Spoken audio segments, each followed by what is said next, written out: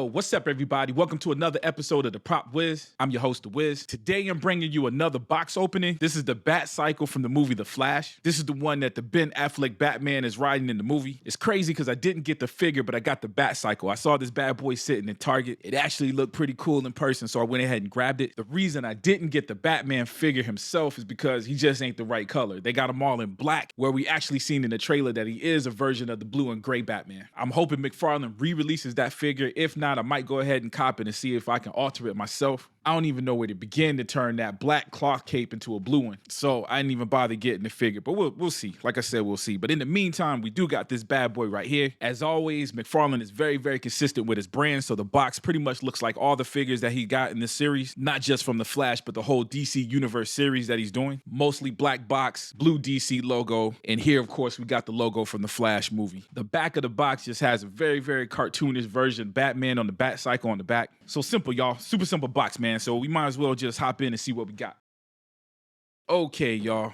See what we got, man. Real dope. Again, very consistent with McFarlane's work, McFarlane Toys. It's definitely made out of plastic. It feels plasticky, but it looks good, man. Their paint application, the details in it, just makes it look way better than it feels. I mean, it feels plastic, but it doesn't really look plastic when you're looking at it. It's real cool that it's designed just to sit there, man. It's like real sturdy in the up position. That makes the posability of this or figure with this very, very easy. They got the main body as a gray, kind of like a military-ish gray. It's like got a greenish tone to it. And that might be just kind of due to the weathering. They got like a black weathering over it. Instead of a silver dry brushing, it looks like they use black instead. Doesn't look too bad, man. Gives it a dirty look, makes it look not so clean, which is consistent with that Ben Affleck Batman. Everything that Zack Snyder did had just a little bit of a worn look to the vehicles. Real dope, man. He did a real good job, y'all. I tell you what, man, this video was about to be short, but you know what I think we're gonna do? I think we're gonna go ahead and modify this bad boy because it looks all right, you know what I'm saying? But I think we can do a lot better with this. This is a very, very good baseline. Hot Toys just released photos of the vehicle that they're releasing, the Batcycle plus the Batman. Everybody's complaining about the Batman because the face sculpt just don't look like Ben Affleck, but the Batcycle itself was dope. And I'm absolutely going off memory, but I do know that this was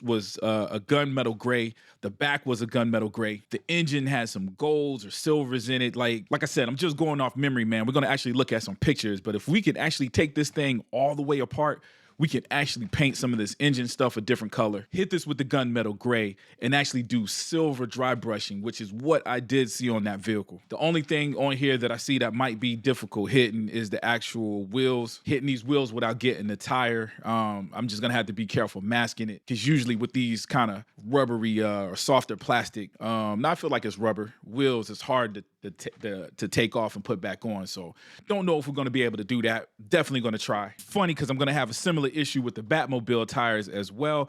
I do plan on taking this bad boy apart and modifying it too. I do plan on changing this canopy so these windows aren't so wide. I've seen some videos where people cut this and kind of just change just the design of that so the windows are more narrow. So I actually had to order some epoxy sculpt for that. I'm waiting for that to come in before we start that, but that is on the list of our things that we'll be doing, some Prop Wiz stuff. So we'll definitely be modifying this, man, like right now. I'm gonna start today. Let's hop into it, y'all. Okay, got my little magnetic thingamajiggy, my little magnet bowl. So when we get the screws out, we can put it in there and not worry about losing it.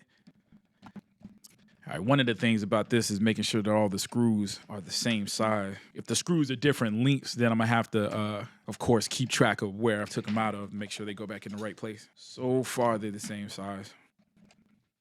Okay, I can't see if it's the case with the front wheel yet, but the back wheel, it looks like I'll be able to take the tires off.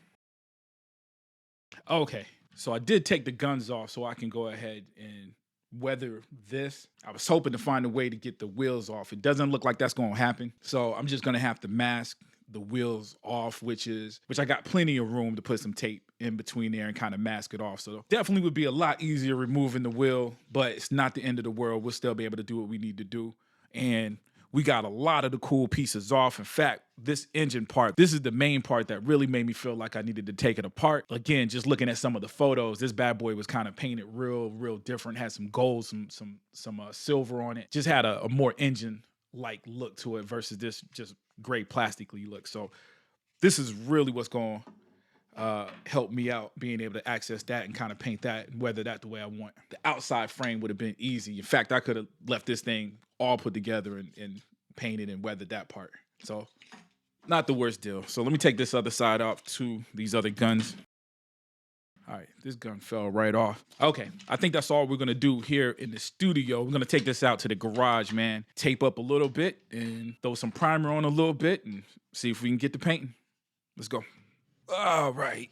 Okay, y'all, we back. So not bad. Probably about a 2-hour job just because I had to wait for the paint to dry. Okay, so the first thing I did was hit it with a flat black primer. And then I went over the majority of parts with a gunmetal gray. The gunmetal gray, in fact, majority of this whole thing, except for the primer, I used the airbrush, except for some of the silver highlights. Some of the areas I painted silver. Some of it I painted silver and gold, hit it with a little bit of gold. Both the silver and the gold, I used a rub and buff, and I applied it with a paintbrush. I kind of wanted the gold and some of the silver to be kind of uneven, so that's the reason why I used the paintbrush, so I can kind of just dab it and make it a little bit uneven and unpredictable. I did end up using the Hot Toys picture of the Batcycle as my reference. I didn't make it exact, but just kind of to give me an idea of where I wanted the paint to be. I was able to remove that front wheel that I was having trouble removing earlier. So it was all good, man. I was able to take this bad boy apart, but of course, taking it apart is the easy part. Putting this thing back together the way it was supposed to be, making sure it's still functional, that's about to be the challenge. So let's dive in. I think I might have said in earlier videos, it's always a good idea to take pictures as you're taking this apart. As you saw that I took this apart on camera, I didn't do that. But this wasn't so bad. Things like Nerf guns has a lot of moving parts in there, springs and stuff that you need to put it back together for it to work properly. Usually when I'm doing stuff like that, modifying stuff like that, I always take pictures of it. Open it up, take pictures of it, see exactly where everything goes. This is actually coming together better than it was taking it apart because I didn't have it exposed as much as this. Here we go, y'all. Finished. Take a look at that bad boy myself. Whoo, y'all.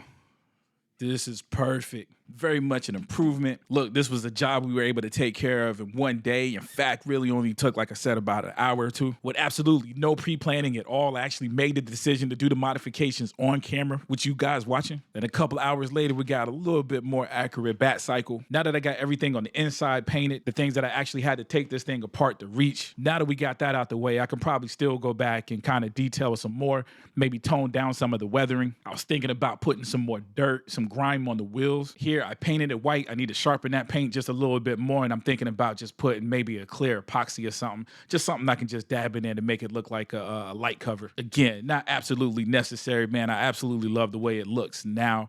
Just opening it up to possibilities and just letting you guys know, too, if this is something you guys do, even at this stage where it feels like it's finished, there's some things you can kind of do to kind of perfect it even more. So anyways, I don't have the figure, like I said, from the Flash, but I do have the Ben Affleck Batman just to give us a little bit of scale. Dude, it looks perfect. Looks perfect. Look, I'm not even going to lie to you. Right out of the box, this thing was awesome. Like I said, seeing this thing sitting on the shelf made me want to buy it immediately. It was something I had no intentions of getting, and I had no idea that I was even going to modify it. So the modification, of course, takes it to a whole nother level, man, but this is just going to be an awesome piece sitting on the shelf with the rest of my collection. Anyways, that's my review / modification. Got a little bit of Prop Wiz action in there, but definitely let me know what you guys think. Is this something that you already copped, you plan on getting? Are you going to keep it the plain old, or are you going to modify it? Come on, I know after seeing this video, you got to modify it now, right? But let me know in the comment section. If you like the video, please hit that like button. If you haven't already, please subscribe. As always, I love you guys to death, and I'll check you out next time, all right?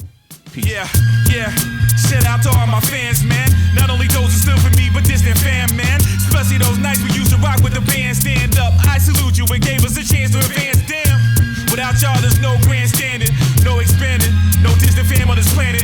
No lost art, the thought alone makes me panic. We left for a minute, but we was never abandoned. We love y'all. Shout out to Dream Static. Shout out to industry, we see we still at it. Each dramatic step adding heat is Jurassic. It's automatic, Curtis held reels, recorded classic.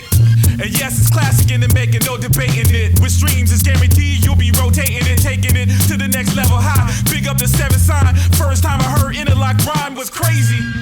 It made me realize there was a chance we could shine. And there's like-minded MCs like me holding the peace sign. I even remember Raw Data sharing the stage with DP Live. For every ambition, West Craven and Drunk Monk, they represent the young kids that show us love.